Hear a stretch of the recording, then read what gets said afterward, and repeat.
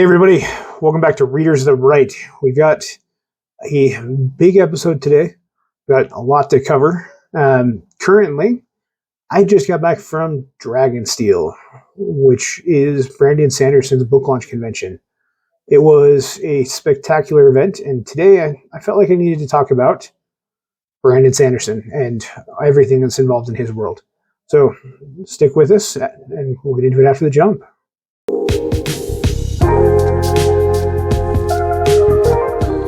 Hey everybody, welcome back. We have a lot to cover today from one of my personal favorite authors, and I know he's one of the favorites of a lot of people, especially some of the people that are on and watch this channel as well. We're going to do things a little bit differently because now the podcast isn't just available on YouTube. It's available on several different podcast channels, including Spotify and Apple Podcasts. So if you have those, check us out there if you want a different listening experience. So that means I'm not just going to hold up a book. I'm going to talk about it a little bit more so that our viewers and listeners all get about the same experience. But I still, as you can see, well, for those of you on YouTube, you can see I have a whole stack of books today to talk about. And so Brandon Sanderson is one that I get a lot of questions about. He's a massive author here from the state of Utah. Well, originally from Nebraska, but currently lives in Utah. And has been a massive influence on continuing to promote the reading and writing culture here in Utah. That being said, this already is a very heavy reading and writing culture state. We have one of the largest authors per capita ratio in the state, as well as one of the largest publication amounts. We do put a lot of effort into our literature and education and library systems here. And it's something we're very proud about and we enjoy. In fact, just here it'll be a week and a half from the time this posts, Utah actually has a state holiday called Utah Authors Day. Basically, it's where every bookstore and state organization gets together and promotes authors going into the local authors going into the Christmas holiday. And I actually get to do a book signing every year for that, one of the local bookstores, and it is a fantastic holiday. So if you're in Utah, make sure to check that out. Go to Utah Author, just Google Utah Authors Day, and there will be several posts for that. And if you're not in Utah, check and see if your state has something similar. There are several states that do. And they are always super fun events. You get to meet local authors, discover books that may not be mainstream that you see on Book Talk as commonly, or BookTube. And you'll get to meet the author, get to know them. You can ask them questions. I personally love being asked what inspired my books. But getting back on track a little bit, a lot of this has come through authors like Orson Scott Card and Brandon Sanderson, because they gain so much notoriety and give so much back to the writing community. It is far easier for us locally to learn and to grow and learn what works. We have multiple massive conventions every year for writers, including now Dragonsteel. Yes, it is his book launch, and it is partially a pop culture convention, but they do have a writers convention layered into it. And that's actually where I've learned the most is at Dragonsteel. A lot of the stuff that has drastically changed my writing career came from those classes, including one of my major writing groups. So he is someone that I'm not only a fan of as an author, but as a person. And because of that, I try and do everything I can to support him as well. Yes, I know spending a couple $100 on books isn't going to make that big of a difference to him where he's making millions. But it is something I like to do. I like to support people who support other people. And it creates a very warm community that helps everyone grow and learn and become better. So today, I want to talk about him and his works. Luckily, there's enough of them that we're actually probably going to have a pretty long episode. So, for those of you who don't know, Brandon Sanderson is a fantasy and science fiction author. He has become famous for his world building and magic systems. His big rule with magic systems is that they have to be grounded in physics and they have to be at least somewhat plausible. And they have to have a scientific reason for doing what they do. Obviously, it's magic, so laws of physics are bent and twisted. And then there are some mystical elements to it. But his magic systems make sense. You don't get the old Arthurian Merlin shows up, does some magic that doesn't really make sense, or you don't know how or why he does it. And all of a sudden, everything's fixed. You get magic systems that are based in writing, or based in certain elements, or based in certain human traits. And it is spectacular to read. And honestly, a lot of his classes on magic systems and how to build them and to grow them is actually what inspired me to write my first book, or my first fantasy series, I should say, that was published. Obviously, as an author, I have dozens of stories that will never see the light of day because they are not good. There's a few of them that I actually would like to go back and rework and rewrite because they actually are pretty good base stories. They're just not well written. But, and that's something that Brandon has talked about a lot as well. His first book that was ever released was Elantris. This is actually the first book I read as well. Of his, not first book ever, but first book of his that I'd ever read. And I absolutely loved. This is one of the good places to start when you're reading Brandon Sanderson. I have a few others that we'll talk about later. But this takes place in his Cosmere. His Cosmere is a giant fantasy-ish. It's technically classified as fantasy now, but he has plans to spread it out so it morphs into some science fiction or space fantasy down the road. I guess down the road, not actually true. He already has one book that fits that category. But yeah, if you love fantasy and you want to dive into the Cosmere, that's the place to start. It's a good, gentle introduction to it. And it's currently standalone. There is a second book that's coming that will have a significant time jump in it, but you get the full story for Brandon, a fairly short book. That is fantastic. It's an awesome read. And I am actually going to be getting this signed here shortly. So super, super, super excited to share that one with you guys. I said it was my introduction to Brandon Sanderson, and I would definitely recommend it as one of the different introductions to him. If after that one came out, the original Mistborn trilogy came out, and this was his blockbuster, his big New York Times best-selling breakthrough. And this trilogy, also spectacular. Not a bad place to start. Most people don't like to commit to a trilogy when they're starting out with a new author. So standalones for Elantris is always a good one. It is probably one of my favorites. Yeah, I would say the final book in the series, Hero of Ages, is in my top 3 favorite books of his. And yeah, it is an absolute must read if you enjoy fantasy.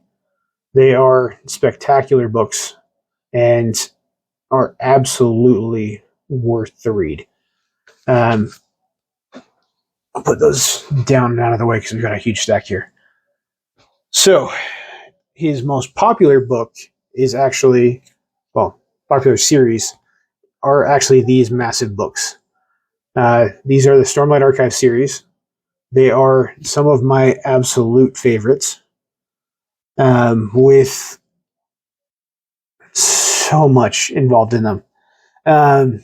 They're a massive story that takes place actually over a relatively short time, following two major characters.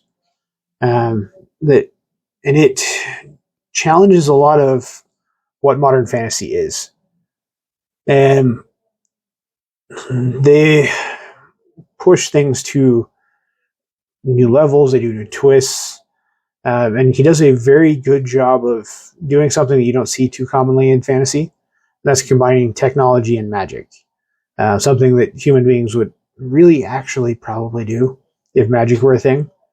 And I absolutely recommend reading these books. Don't start with them. And you'll have to figure out how to pace yourself. Every single one of these books is over 1,000 pages long, or roughly 36 hours if you're into audiobooks. Some are actually longer than that. I think one actually gets up even in 60 hours. But they are spectacular. They're just big. For me, I can read one of them, and then I have to read something completely different, which is where I got into Craig Allison's Expeditionary Force. The contrast of very big book to very quick, fast-paced, funny book is a great combination. But yes, so put those on your TBR if you're wanting to start Sanderson, but don't do them first. So, the book that came next, I have it upside down, is Warbreaker. Oh, I grabbed Elantris instead of Warbreaker. My bad. This is my other copy of Elantris, my leather-bound copy. It is fantastic. Where did I leave Warbreaker? Oh, well. So, Warbreaker is also a fantastic story. Not a bad place to start on. It goes a little bit deeper into the Cosmere, so I don't typically recommend that as a good starting point. But it is a very, very good book. Not one of my favorites of his, but it is good. It does have a lot more political intrigue than some of these. Stormlight Archives does. It basically has every major type of focus that's in fantasy. It's got the Chosen One. It's got political intrigue. It's got betrayals. It's got love stories. It's got a love triangle. It's got pretty much everything. It checks every box in fantasy, which is honestly why it's probably so big. But it is fantastic. It's well done. It's well plotted. And it is definitely something that I would recommend. Same with Warbreaker. It's a must-read, especially if you're doing the Cosmere. And it is one that some people absolutely love. Some people are a little iffy on, like me. It's not a bad book. It's definitely in the top half of my favorite book list. It's just, for him, it's not near the top. One of the secret projects will fall in that category as well. Okay. If you do not want to commit to the Cosmere, he does have other options. There's a book called Legion that is an urban fantasy-esque story. I'm not actually sure where it classifies. It might be mystery and crime thriller. But fantastic book as well. It is standalone. He does have the Reckoner series, which is a superhero series, where similar to the show The Boys, not as gruesome or violent, but it follows the same vein. Absolutely recommend those as well. Don't have copies here yet. Honestly, if I owned every book Brandon Sanderson had ever written, there would be at least one shelf just completely full of Sanderson. Probably will happen eventually, but for now, I have what I have. Next, the big one I recommend to people who either aren't into fantasy or want to start on a series that isn't part of a bigger whole in the Cosmere, that is the Skyward series. This is YA science fiction. It is a story that I absolutely love and is in my top 5 best series of all times. Also, a lot of Sanderson fans aren't as big a fan of it because this is very much military science fiction, YA military science fiction, about a bunch of cadets that have to figure out how to try and save the human race. It was a big inspiration for me when I was writing my Officers of Tomorrow series as well, and is a book series that I absolutely love. This year's Dragonsteel is for the final book of the series. So it is a complete 4-book series, plus 3 novellas. So kind of 5 books. Don't skip the novellas. The novellas are fantastic. Jancy Patterson actually co-wrote those with Brandon, from my understanding, mostly Jancy, but still fantastic. They fit in this world so well. And this is a must-read science fiction series for anyone who's a big science fiction fan. Yeah. Finally, we get to some of his most recent stuff. Yes, I just breezed through a bunch of stuff like The Arithmetist, which is a fantastic book. Trying to think here. Did I miss any? Oh, Alcatraz and the Evil Librarians, which is a middle grade book. If you've got younger kids that enjoy fantasy books, that series is spectacular. I don't own it because not one of my personal favorites, but if I ever get to the point where I have children that are starting to get into reading a little bit bigger books, I should say a little bit bigger as in like chapter books, that is one of the places I will start with. That and Harry Potter. So absolutely recommend them. Please check them out. They are absolutely worth the read. But some of you guys have seen on my channel, there is a thing called the Year of Sanderson. During the pandemic, Brandon had a bunch of free time because he wasn't going to events or anything like that, and sat down and decided to write 4 additional books on top of Defiant, the final book in the Skyward series. So, and the last book in the Wax and Wayne series, which is the second half of the Mistborn trilogy. The first book that came out is one of my favorite books he has ever written. It is called Tress of the Emerald Sea. It is one of my other places I would recommend starting when you're reading Brandon Sanderson. It is inspired loosely by The Princess Bride, so it does have that very whimsical feel to it. And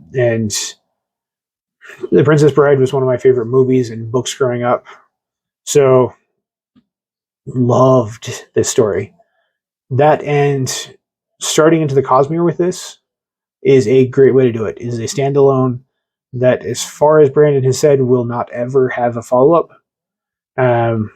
These characters will probably appear because that's how the Cosmere works. But it is a story that eases you into the way Brandon writes in a more traditional fantasy way. So absolutely recommend it. Great place to start. It's also a great one to read if you have younger children as well. It does fulfill that entrance into fantasy whimsical feel that The Princess Bride has. So please read that if you haven't yet. It is a must read just across the board in fantasy. And in my opinion, it's one of the top 3 Sanderson books and top 5 books I've ever read. So the next one, a personal favorite of mine that a lot of people don't like, once again, because most of Brandon's fans are mostly fantasy fans, not science fiction fans, is The Frugal Wizard's Handbook to Surviving Medieval England. Man, I butcher that title every time. But The Frugal Wizard is a spectacular portal fantasy that actually starts with a blank character. He does not remember anything about who he is, why he's there, or anything like that. It's a thing that has been done in fantasy or in science fiction a few times. This does have some fantasy elements. Brandon can't help himself. There will always be some type of magic or pseudo magic in his books. I am not aware of a single one he's ever written that does not have it, and I highly suspect there never will be, which is fine. His magic systems are things that define him as an author and make him him. So, no complaints there. If you like science fiction, this is a good one to read. It is basically about when humans invent the ability to travel to alternate dimensions, and we start doing it recreationally. And the main character is thrown back to a version of medieval England during the Saxon periods, which is one of my favorite times in English history anyways, which made it all the better for me. So, absolutely should read it if you're a science fiction fan. It's a fairly quick, easy read with, and that's the other thing with these secret projects that I did not mention. They've worked with artists on these special editions and in just the regular print editions to add some spectacular artwork to these stories as well. I won't go through and show any of them, but the Frugal Wizard's Handbook actually has a secret story done by the artists in little cartoon fashion throughout the book as well. So while you're reading the story, there's also a little side story going along the bottom of the pages, just in the little like cartoon sketches. So please read it. Fantastic book. Next, Yumi the Nightmare Painter. Good book. Not one of my favorites. It is far more a romance novel. Not a huge fan of romance novels. Romance novels don't tend to have very heavy, fast pacing. But if you're a romantasy fan, that's the book for you. So check that out as well. I said, not for me. Good book though. Once again, still in my top half of the books I've ever read, but lower on my spectrum of the books Brandon has ever written. May actually be the bottom one. I don't know for sure. But like I said, that is a book that you either love or you don't, just depending on how you feel about romance novels and their tropes and things like that. Last but not least of the secret projects, The Sunlit Man. I actually just finished reading this one a week or two ago. Yeah, about 2 weeks ago. This is one of my favorite Sanderson novels that's ever written. It was inspired by a lot of the rogue gunman stories in Westerns. And he takes that and does that in a very science fiction with a little bit of magic type storyline. This is in the Cosmere as well. So is Yumi. But it is something very different for him. Or for Brandon, but it worked out very well. It is a spectacular story, very fun read. It's a great one to pick up if you're not familiar with the Cosmere, but if you are familiar with the Cosmere, read it. It has so many Cosmere implications. Okay, so you've seen me or listened to me talk about a lot of these books and my recommendations with them. But now we need to talk about the Cosmere. The Cosmere is an interconnected fantasy universe that has several different planets that have humans on them that have different types of magic because of... don't know how much I want to dive into this. Because of what Brandon calls investiture. This investiture affects different people on different planets differently, which leads to a different magic system on every single world. which is why every single one of the Cosmere stories are so drastically different. On top of that, every single one of these worlds is in a different place, technologically, economically. For example, you have the Stormlight Archives that are in a very medieval England-esque situation, whereas the first Mistborn is in a very early Industrial Revolution state, where machines are starting to take over, but it's still very much a feudal system. The second series is very much in a late Industrial Revolution, very almost Western feel to it, like you get with some of the Westerns that take place at the end of the West, where technology and electricity and things like that are starting to expand into those cities and treated that way. So you do get very widely different feels, very different stories, very different cultures. One of the other things Brandon does is he uses different cultures from around the world to create his fantasy cultures. He tries to pull a lot of the best things from them to give them very unique feels. For example, the Stormlight Archives, there are several different races in there. Some of them are European, some of them are not. Same with Elantris. You have very Asian cultures involved. Warbreaker as well. So he does a spectacular job of doing that, bringing some things that are familiar in and some things that aren't, combining them to make new races. Once again, something that inspired me to do that as well in my fantasy books. So with all of that said and done, and you want to pick up Sanderson, but you never have, where do you start? So there are 3 places, in my opinion, that you can start. You can start with Skyward. If you don't want to do the Cosmere first, that is not a bad recommendation. Reading Skyward so you decide if you like Brandon's writing style or not is great, because then you're committing to all of 4 books. If you dive into the Cosmere, you will slowly be pulled further and further into it, just like my Warhammer 40k books, that I am still being pulled down that rabbit hole. The Cosmere will do the same thing to you. If you are okay with that, there are 2 different places you can start. I would recommend either Tress the Emerald Sea or Elantris. Those 2 books are standalones. You can read them and be done with it and take a break and come back to it, but you can still enjoy them, learn what the Cosmere is about, and get comfortable with it. So either one is good.